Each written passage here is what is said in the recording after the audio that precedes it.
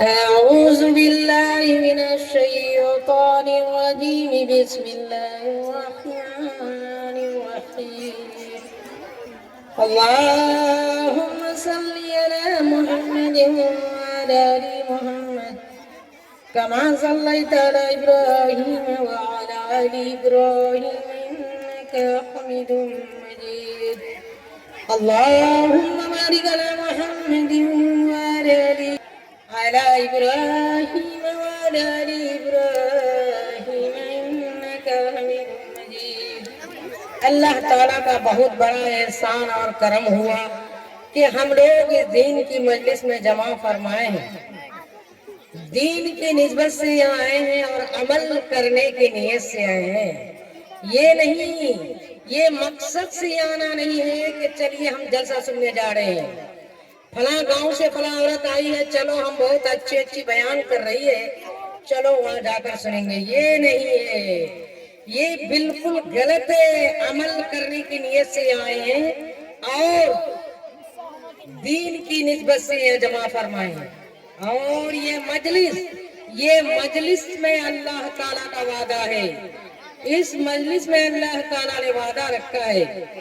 میری ماں اور میری بہنوں، آپ لوگ دھیان سے سنیں اور دل کی کانوں سے سنا کریں، کیوں کہ ہماری 100 سال کی زندگی اللہ تعالیٰ نے بھیجا ہے کیا کرنے کے لیے، اسی وجہ سے زندگی گزارنے کے لیے نہیں، زندگی بندگی کرنے کے لیے بھیجا ہے۔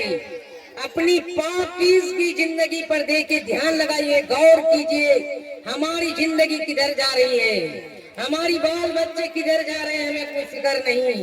ہماری نماز کہاں ہے، ہماری دین کہاں، ہماری روزہ کہاں، ہماری اندر صلاحیت کہاں، ہماری اندر پاکیزگی کہاں، ہماری اندر تمیز کہاں، ادب کہاں، اکرام کہاں، ہمارے اندر اخلاص کہاں۔ ہمارے اندر اخلاص ہونی چاہیے، اخلاص ایسی ہونا، پاکیزگی ہونی چاہیے کہ پاکیزہ زندگی سے پاکیزہ ماحول بنتی ہے۔ ہم کھانا کھاتے ہیں، ہم جو کھانا کھاتے ہیں ہم اس کا بھی ہمیں اصلاح نہیں ہے کہ ہمارے اندر جو غذا جاتے ہیں وہ حلال غذا ہے یا حرام ہے۔ اس لیے میری ماں اور میری بہنوں، آپ اپنے بچے کو، بچی کو مکتب پڑھائیے، قرآن حدیث کی تعلیم دیجیے۔ انشاءاللہ اگر ہماری بچی کے اندر تعلیم یافتہ ہوگی، قرآن حدیث کی پڑھائی ہوگی، تو انشاءاللہ ہمیں حرام حلال اور حق ناحق کی پہچان ہو جائے گی۔ اللہ تعالیٰ نے کیا فرمایا کہ عورت ہو یا مرد ہو، عورت ہو یا مرد ہو، اتنا علم سیکھنا فرض عین ہے جس سے حلال حرام کی تمیز آ جائے اور حق ناحق کی پہچان آ جائے۔ تو میری ماں اور میری بہنوں، ہماری اندر اگر تعلیم ہوتی، ہماری اندر اگر پاکیزگی ہوتی، ہماری اندر اخلاق ہوتی، تو آج ہم بے پردہ گھوم رہے ہیں، آج ہماری بیٹی بے پردہ گھوم رہی ہے، آج ہم مارکیٹ کھلم کھلا کر رہی ہے، غیر سے ہم نے کچھ پردہ نہیں کرتے۔ اے اللہ کی بندی، جب یہاں سے جائیں گے، جب مر کے یہاں سے جائیں گے، ایک قبر کے اندر سارا نظام کھول دیا جائے گا، دکھائے گا کہ دیکھو تو نے دنیا میں بے پرواہی زندگی گزار رہی تھی، تمہیں فکر نہیں کہ یہ قبر کے اندر ہم جائیں گے، ہماری موت آئے گی، کس طرح موت آئے گی یہ کچھ پتا نہیں۔ یہ موت جس موت کو 70,000 فرشتے نے دونوں بازو کو پکڑ تھام کے رکھا تھا، اس موت کو ہمارے اوپر مسلط کیا جائے گا۔ ملک الموت کو خبر کریں گے، ملک الموت جاؤ میری فلاں بندے کی روح کو قبض کر کے لے آؤ۔ لیکن ہمیں تو کچھ فکر نہیں، ہم نے موت کی کیا کیا تیاری کی ہے۔ ہم تو دنیا کا ساز و سامان خریدتے، دنیا کا نام و نقشہ ہم گھر میں لگاتے ہیں۔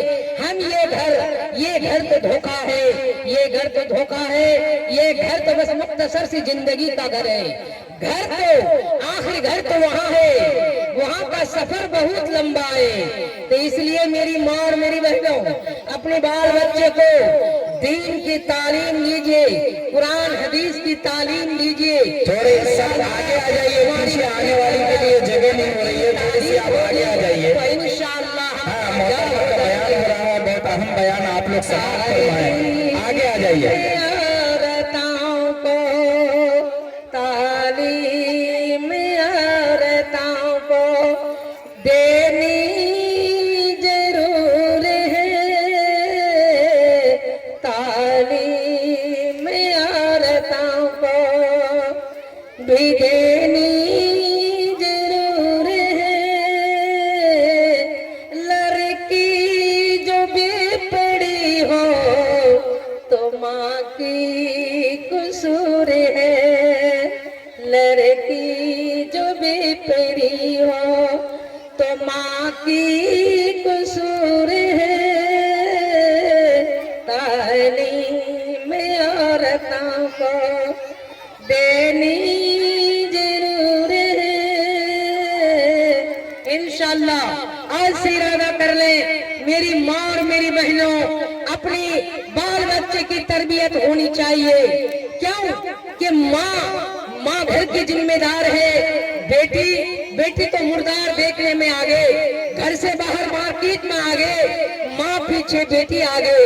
کل قیامت کے دن جب اللہ تعالیٰ بلایا جائے گا، ذرے ذرے کا حساب لیا جائے گا، وہ لڑکے خود بخود اللہ تعالیٰ سے فریاد کریں گے کہ الہ العالمین، میری ماں باپ پر دوہرا ہونا چاہیے، عذاب ہونی چاہیے. کیوں کہ دنیا میں مجھے کبھی وہ نہیں روکا، کبھی وہ صحیح سے ہماری تربیت نہیں کی کہ بیٹی تو گھر کی زینت ہے، تو کہیں مت نکلا کر.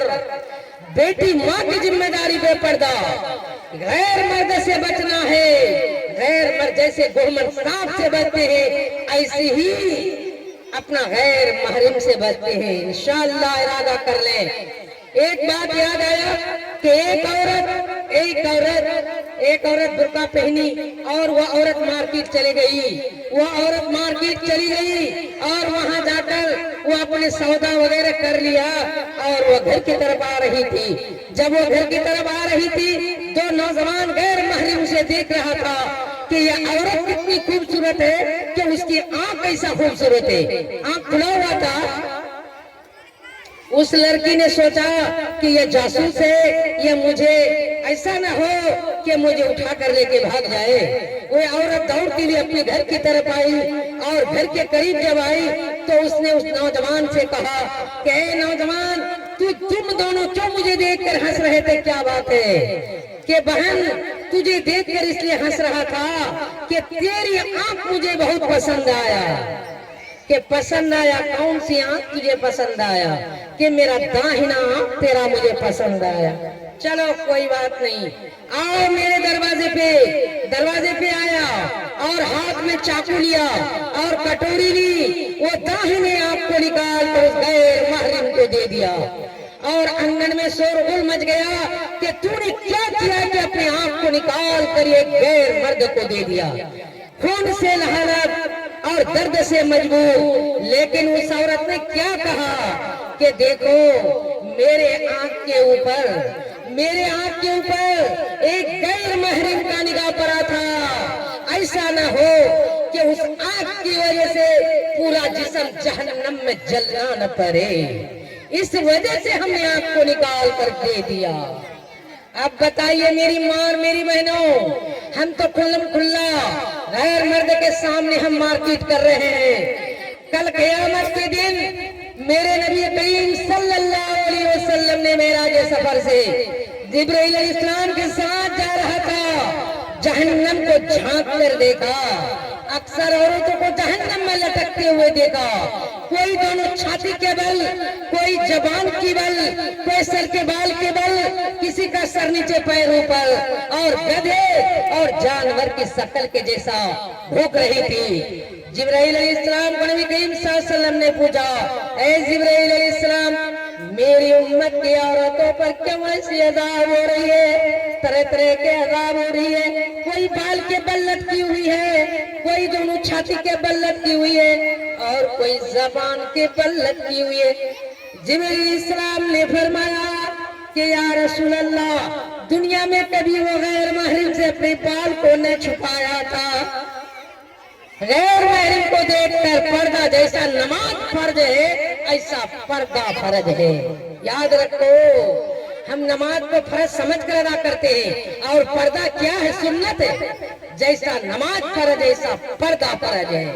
तो इसीलिए नमाज हम पढ़ते हैं, जो भी होता हम पढ़ते हैं, लेकिन पर्दे का मुझे कोई ख्याल नहीं। हमारी नमाज कैसी होती आपको मालूम है? हम तो नमाज पढ़ते, कैसी नमाज? एहतमाम के साथ नमाज होनी चाहिए और कामिल वजू होनी चाहिए। कामिल वजू, कामिल वजू कैसे? हम टिवल के पास जाते हैं, इधर उधर से वजू करके हम आ जाते हैं, ये गलत है। वजू अगर नहीं हुआ तो नमाज भी नहीं होगी। और वजू से पहले गुसल अगर सही से फराइज और सुन्नत, फर्ज और सुन्नत के मुताबिक अगर नहीं हुआ गुसल, तो फिर नमाज नहीं होगी। तो इसलिए मेरी मां और मेरी बहनों, वक्त तो बहुत कम है, बातें हजार है, लेकिन वक्त बहुत कम है। क्या करें?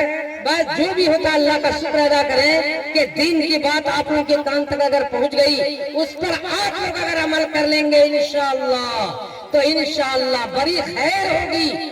हमने कभी सोचा ये जमीन, ये आसमान, ये जमीन किसने बनाया?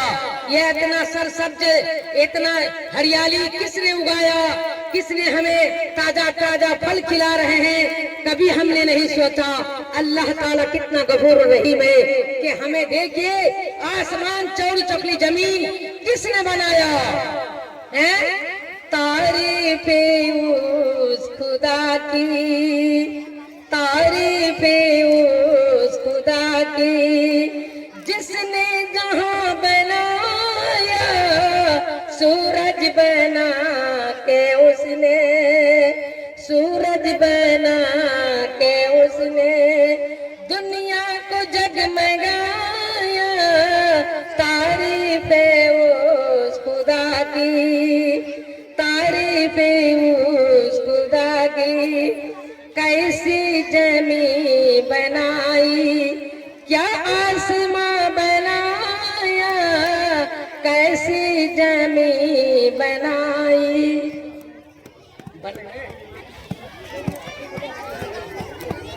हाँ बोले।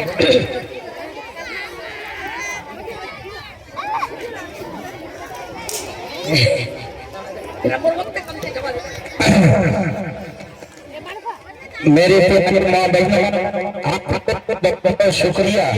आप एक छोटी सी हकीक सी दावत को इतने दूर दराज से सुरजापुर और फुलवारी और दीगर जगहों से तशरीफ लाए। मैं आप हजरात के सामने चंद बातें मुख्तसर अंदाज में रख रहा हूँ। देखिए मेरे माँ बहनों, आप सबको मालूम है तालीम यानी पढ़ाई लिखाई कितनी जरूरी है। तालीम हम सब जिस तरह से अपने बच्चों को देते हैं, बेटों को देते हैं, वैसे बेटी को देना भी जरूरी है। अगर नहीं